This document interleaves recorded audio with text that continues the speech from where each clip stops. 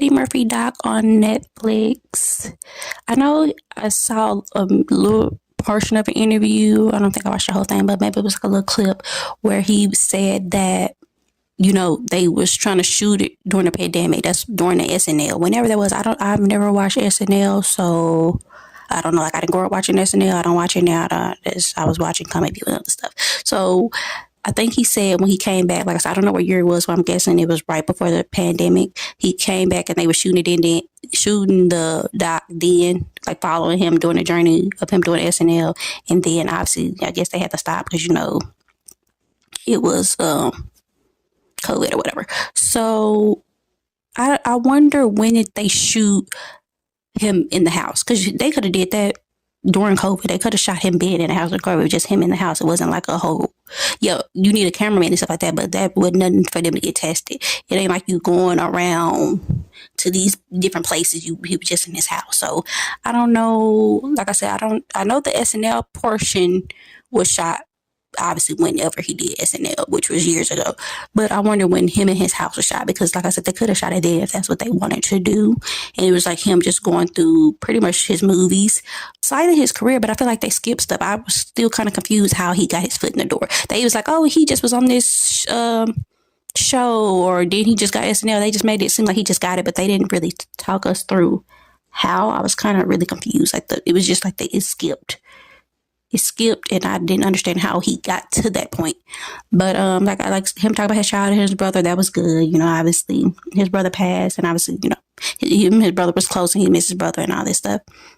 I didn't know the story about his father and mother and stepdad, and it's so interesting because he said his stepdad was a boxer. I think he played a boxer in I Spy. I don't think they mentioned I Spy because people don't really talk about that, but I really like that movie. I think it's really, really funny. But I just thought that was interesting. He played a boxer. His stepdad was a boxer. I just thought that was interesting, a little interesting tidbit. But I thought it was good up until the point of the SNL portion. Maybe because I don't care about SNL, but it seemed like it kind of just got boring. And I feel like they had everybody I thought would have it. They had all the comedians that I thought they would have. Like, they had Kevin, they had Tracy Morgan, they had Chris Rock, they had Dave Chappelle, they had Jamie Foxx, talking. And then on SNL, they had Dave Chappelle, Chris Rock, and Tracy Morgan with him. But I don't know why Eddie Murphy was missing. And that's Eddie Murphy. I don't know why Martin wasn't in it. I know, their kids are married, but I was like, why he ain't in it? Maybe his schedule was just busy. Maybe he just couldn't do it or whatever. Or maybe something, was going on with that. I feel like every other comedian was in it that you would think would be tied to Eddie, except for Martin. So I thought that was weird. But like I said, I'm pretty sure it was like scheduling or something like that, or some type of conflict that, he couldn't be there. But because I think he was like at the premiere of it, or the screening, or whatever you call it for it. So obviously, like I said, their kids are married. So, but I was like, oh, that's it. He was the only person that I just felt like was missing. And that too, they didn't really mention Life like that. Like, you would think, Life is one of like Eddie's biggest movies. So you think they would have mentioned it? Maybe like they did it in passing, but you would think they would have talked about it a little more. And then Bernie Mac was in it and stuff. You think they would have talked about a little more, but whatever.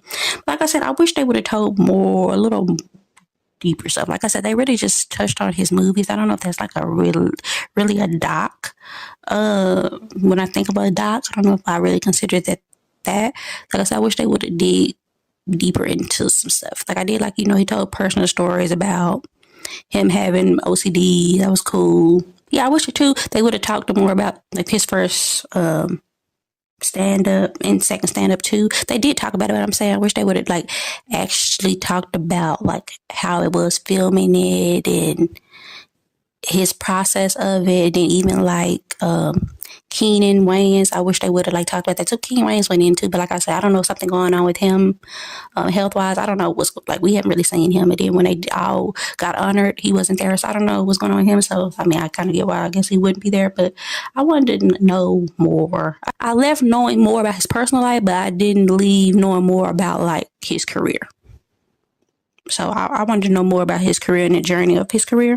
Like I said, I love the family portion that they started with. I thought that was great.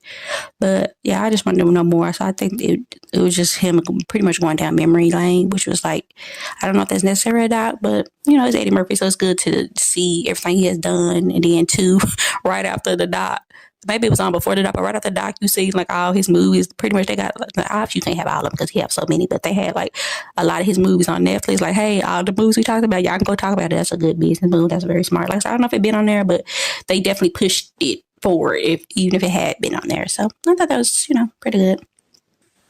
Happy Gilmore 2. I'm not really a fan when people do a 2 after a long stint, like say the 90s, even early 2000s. I'm not really a fan of it. There are some people that do it well. And, Adam Sandler, it's only one movie I don't like, and that's that Halloween movie that he had on Netflix that I don't like. But that's the only movie that I do not like at all. So obviously, if he put out a movie, I'm going to watch it because, like I said, majority of his stuff is good or decent at the very least. So I like how it started because obviously they had to have a reason for him to not be rich and not have anything. So they chose to like unalive his wife with a ball that he hit the ball and it hit in the face, and I guess, unalived her, which it was like it happened. They told the story so fast. I thought they did a good job of that. Like they really they rushed it, but not rushed it. If that makes sense. Like they told the story very fast, and then all of a sudden that happened. I was like, what? Like, I was like, no, y'all did just unalive hold a ball. But I feel like that was in another movie or something. I don't know if it was sketch. I don't know if it was a show. It was something where somebody got hit with a ball and got unalive, but I can't think of it right now. But I was like, I thought that was funny. And they said, hey, we got to figure out a way to make him broke again and struggling so he can get back to what he doing.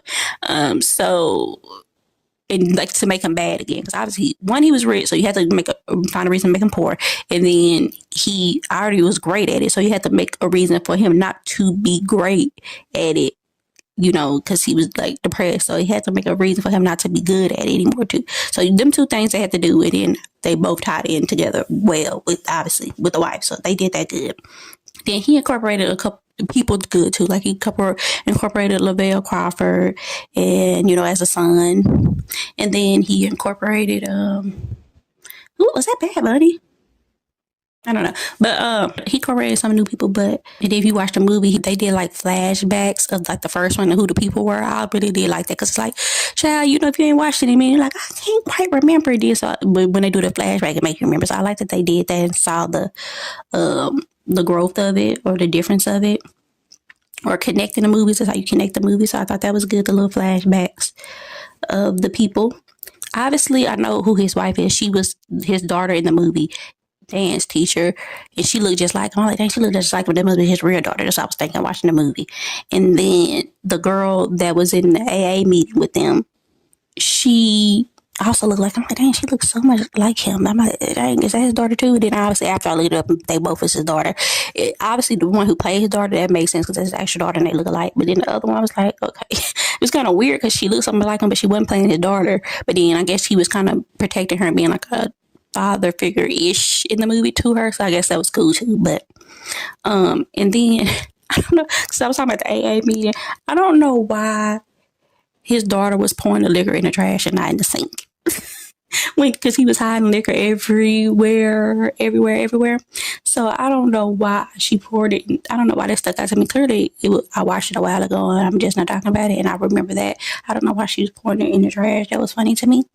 But I think that's all I had to say. I think he did okay. Obviously, it's not better than the original one. That's just obvious. But I don't think it was bad. Like, Coming to America 2 was bad. Like, they didn't do that good at all. But this, I think, was done pretty decently. Like I said, they did a good job of getting a couple new people, but then also tying it back to the original. I thought that was pretty good. Then, like I said, they did a good job with the story for the most part. So yeah, that's all I gotta say. Ain't nothing really too much more to talk about. The Vince Staples show feels like Atlanta. I think a lot of people probably compare it to Atlanta.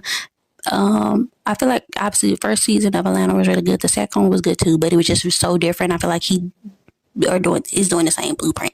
Like I feel like it felt different than the first one, but still, good or entertaining or like intriguing and weird and artsy, and it's like you usually don't see Black leading shows be like this. That's why I think people love Atlanta so much, because we do like it. It's just we don't get enough of it.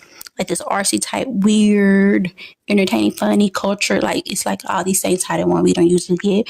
So I think that's why people like shows like this, because we don't get them that often. And I only watched the first 2 seasons of Atlanta, so I think I just ended up not having FX or something, and then I just ended up just getting too far behind that I didn't watch it. But I eventually go back and watch the other seasons eventually. I don't know if they kept the theme of the second season, or he switched that'll be cool. Or maybe he switched it every season. I'm talking about Childish Gambino.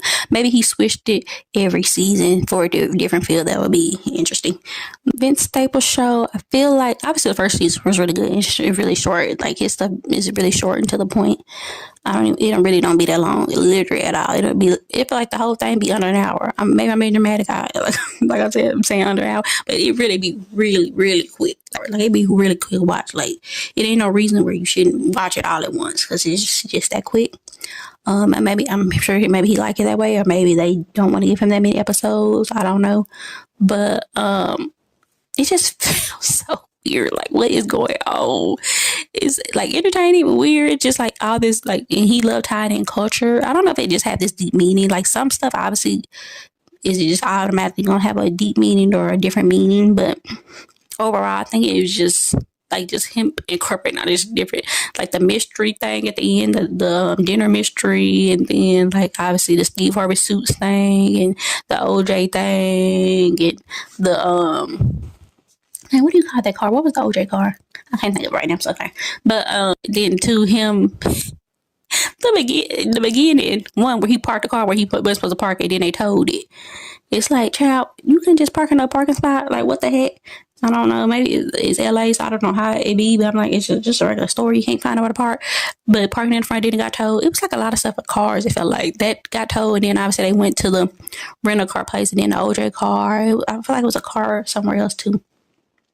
Then they went to get a rental car, and I love the mama. She's been just iconic from back in the day. Obviously, you know her being on Jamie Foxx show, Coming to America, and just all types of movies and shows.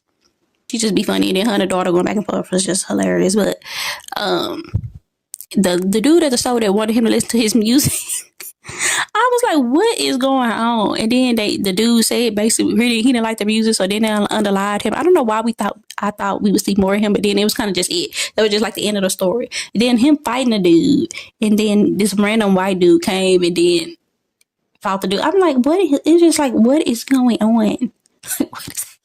Then them driving a random stove pop up with the two white dudes, and they thought they was unaliving people, but it was really them saying they cooking beef jerky. I'm like, I don't know what is going on. It's just like one of them shows you can do anything to. How like Barry back and just so funny that you can do anything. Like they had the baby, but it wasn't no umbilical cord. It's like just do what it did. And it's just them fighting this fake rat, and I don't know what that was supposed to be. It's like all this random stuff going on. You're like, what is happening? He was at the uncle funeral, and he was telling everybody about themselves. Although he didn't, it was just him defending his mother and sister. But they also need to talk about themselves too. But he didn't tell them nothing. He just told the other family members about themselves. But he didn't see his girlfriend in this one, and that they was going through something, and because it felt like he was sad throughout the movie. And yes, I know his uncle died. He was sad about that. I also felt like he was sad about something else. And I feel like it was him going through something with his girl. And I feel like maybe they're going to pick that up in 3. And you wouldn't have to really walk you through it because they give you little nuggets here that, hey, they was going through something. So you don't really have to dig deep into it. You can just kind of pick up from it if people caught it or whatever. So... And then too, when he was looking out the window, when the random Hispanic lady picked him up, I was like, what is going on?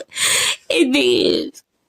he was like, have you ever been in love? He was looking at the window. I was like, I just feel like it was just him. He broke up with his girl. He was depressed because obviously if they was good, she would have been there. Why wouldn't you be at your boyfriend with your boyfriend when his uncle died at the funeral? Like, why wouldn't you be with him? Like, why wouldn't you be there? Like, you know what I'm saying? It don't make no sense. So I'm like, maybe they like was just going through something or separated or not together, like beefing or whatever. It wasn't the point to show that relationship this season, but I'm like, at the very least, she should have been at the funeral, right? Like, that don't really make any sense. But, like I said, I think that maybe that was why. But even if you was going through something with your person, you think you would still be there. But, you know, I don't got nothing to do with nothing, child. But I think people like it. I think, obviously, I'm pretty sure there's going to be a season 3, although it made it seem like he got stabbed or hit. I don't know. Not at the funeral, but after the funeral when they was like, you know, burying the body or whatever, or putting the body in the ground. I think that's where they was. I think, like I said, that's all the thing I can remember off the top of my head since I didn't review it right when I saw it. Oh, then too, I feel like he looked very scruffy, like which I liked it, like the whole beard, because usually he's like cleaner cut, but he had like the beard, hair was growing out a little bit, like he just looked just how you look when you just like I ain't doing nothing, I'm down on the press, I ain't doing nothing, I'm just your hair just grew, just let your hair grow. So he was just looking real rough, like rough in a good way, but he was looking real rough. I think the point of it was to make him look like that, because his uncle died, but also like I said, I think it was more than that was going on. But I said that beginning was so funny with the dude that was doing the music. Then they unlocked the dude because he said he didn't like the music.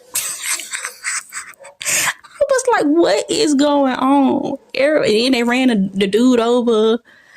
I'm like, what's happening? They wouldn't let him leave the place where he kept going in a loop. Good morning, King.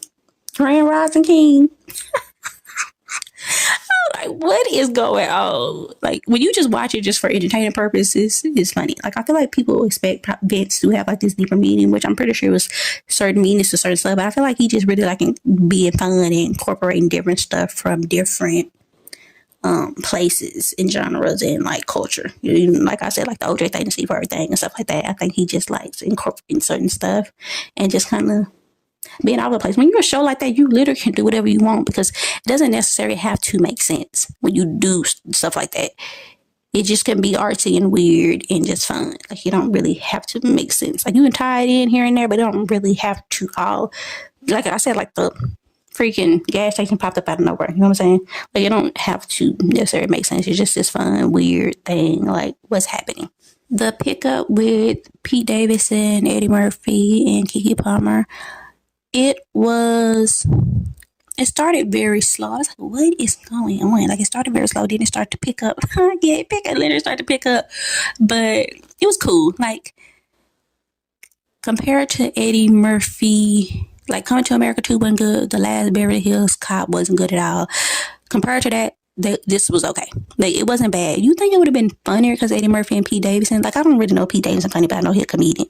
And, we all know Eddie Murphy, has always been funny in movies and, like, his stand-up.